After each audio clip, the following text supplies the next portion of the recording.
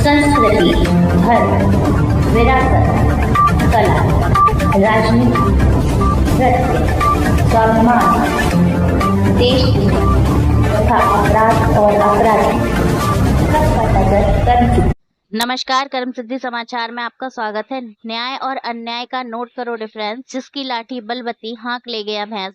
निर्बल धक्के खाए तूती बोल रही बलवान की, जय बोलो बेईमान की। जी हाँ, इसी तरह का कुछ मामला आया है जनपद गौतम बुद्ध नगर के नोएडा से, जहां जिला अस्पताल की कर्मचारी नेहा ने मुख्य चिकित्सा अधीक्षक पर आरोप लगाया कि अस्पताल की सीएमएस महोदय पिछले 2 महीने से उससे करा रही हैं अपने घर का कार्य। महिला द्वारा मना करने पर उसे नौकरी से निकाल दिया गया। महिला ने बताया कि उसे 50,000 रुपए लेकर संविदा पर रखा गया था और अब वेतन बढ़ाने के नाम पर फिर से 10,000 रुपए की मांग की जा रही है, जो उसने नहीं दिए। तो उसे गृह कार्य हेतु भेजा गया और विरोध करने पर नौकरी से निकाल दिया गया, जिसको लेकर पीड़िता ने जिला अधिकारी तथा उच्च अधिकारियों से न्याय की गुहार लगाई है। इस पर सवाल उठता है कि क्या इसमें सभी उच्च अधिकारियों की मिलीभगत है? आखिर क्यों नहीं कराई जा रही इस अस्पताल के सभी मुद्दों की निष्पक्षता से जांच?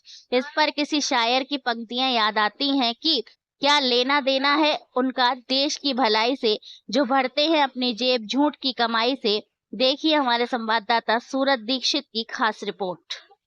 नमस्कार, मेरा नाम है सूरज दीक्षित। अभी हम गौतम बुद्ध नगर में जिला चिकित्सालय सेक्टर 39 में हॉस्पिटल में एक मामला फिर से गरमाया है कि एक महिला से 50,000 रुपए रिश्वत ली गई है ड्यूटी लगाने के नाम पर। उसके बाद उनसे 6 महीने काम करवाया आपने, और आरोप ये भी है कि सीएमएस ने अपने घर पर झाड़ू पोंछा करवाया, अपना घर का काम सारा करवाया उनसे। उसके बाद जब उस महिला ने ये बोला, इसका विरोध करा कि मैं हॉस्पिटल में काम करने के लिए लगी थी, ना कि आपके घर पे काम करने के लिए लगी थी, तो सीएमएस ने उनको ड्यूटी से तत्काल निकाल दिया और बोला गया कि करना है तो हमारे यहीं पर काम करना पड़ेगा, घर के अंदर झाड़ू पोंछा करना पड़ेगा, सैलरी कंपनी सरकार देगी आपको, लेकिन काम मेरे घर का करना पड़ेगा। और ये बोलकर जब इन्होंने मना करा तो इनको तुरंत निकाल दिया गया। आइए जानते हैं इनसे कि सारी वारदात क्या है। मैम, आपका नाम क्या है? नेहा देवी। आप कब लगी थी इस महीने हॉस्पिटल में? 6 महीने हो गए सर, मुझे महीना याद नहीं है। और मुझे 2 महीने उसके घर काम हो गया करते हुए, क्योंकि नौकर था वो रहता है तब भी, नहीं रहता है तब भी मैं काम करने के लिए जाती हूँ। कहती है कि अभी जाओ तब काम से। उसने ये भी नहीं पूछा है कि तुम्हारे पास किराया है कि नहीं है। फिर भी मैंने उसका मान सम्मान किया, क्योंकि उसने मुझे बोला कि जाओ, तो वो चली जाती। और जब नवंबर को 19 को 29 तारीख को उसने मैसेज किया रात को, वो मेरे पास लीड हो गया है, इसीलिए। नहीं तो मैं फिर आपको दिखा देती। आपको यहाँ पर हॉस्पिटल में ड्यूटी रखने के लिए किया था या घर पर काम करने के लिए रखा था? हॉस्पिटल में रखने के लिए, लेकिन ये नहीं बोला था कि घर जाना है किसी के। पर ये मुझे तंग कर रही है, क्योंकि इसने बोला है कि 30 तारीख के बाद तुम ड्यूटी पे नहीं आओगी। 31 तारीख को आई हूँ, कह रही है कि इसको यहाँ से निकाल दो, क्योंकि जाओगी तो मैडम के घर जाओगी, नहीं तो तुम यहाँ नहीं करोगी। मेरी सुपरवाइजर ना, वो भी कह रही है कि बेटा अगर नौकरी करनी है तो मैडम के घर जाओ, मैडम जो कहेगी वो करो। आपने नहीं जा पाऊंगी। आपने इस हॉस्पिटल में नौकरी लगने के लिए कितने पैसे दिए थे? 50,000 दिए थे सर। जैसा कि ये बता रही है कि इन्होंने 50,000 रुपए इस हॉस्पिटल में नौकरी करने के लिए दिए थे। उसमें सैलरी क्या थी आपकी? 7,500 दिया है। 9,000 बोला है कि 9,100 मिलेगा, उसमें 7,500 चाहिए। 9,500 मिलेगा, उसके लिए पैसे की डिमांड करी थी उन्होंने कुछ? कुछ नहीं, हाँ डिमांड करी थी। उसमें ये बोला था कि 9,500 तब मिलेगा जब मुझे 10,000 रुपए और दोगी, उसके बाद आपकी सैलरी बढ़ जाएगी। जैसा कि सुन रहे हैं आप, इनसे पहले 50,000 की डिमांड करी थी, जो कि इन्होंने दे दी थी, जिसके बाद इनको हॉस्पिटल में ड्यूटी पे लगाया गया। उसके बाद इनसे ये बोला गया कि 7,500 से आपकी सैलरी 9,500 रुपए प्रति महीना कर देंगे, जिसके लिए 10,000 की रिश्वत और मांगी गई है। और मैम, आपको यहाँ पर जब हटाया गया तो क्या बोल के हटाया गया?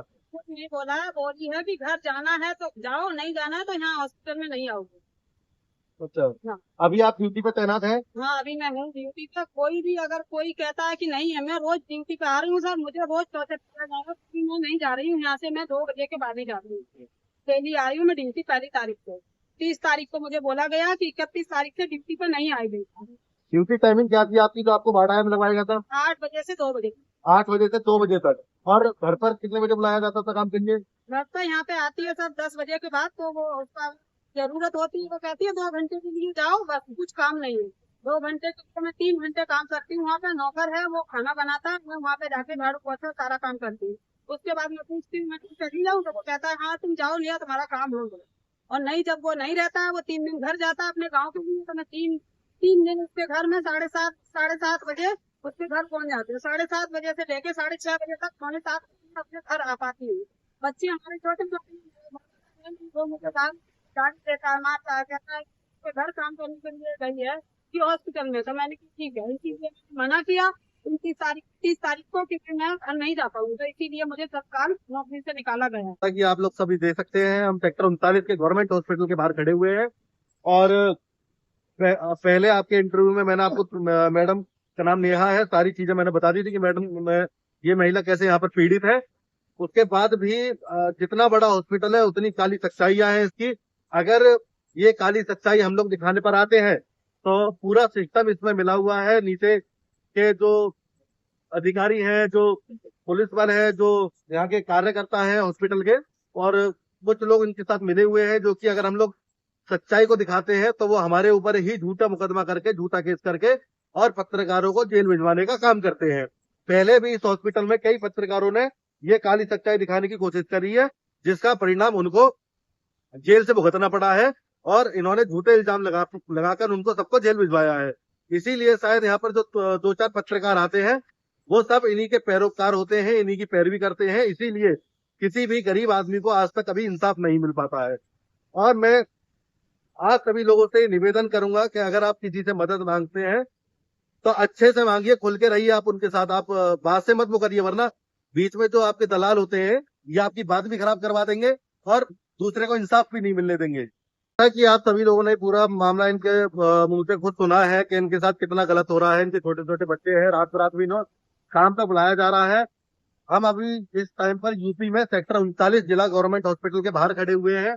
और किसी गरीब के साथ इस तरीके से व्यवहार होता है तो सभी को दुख होता है देख के।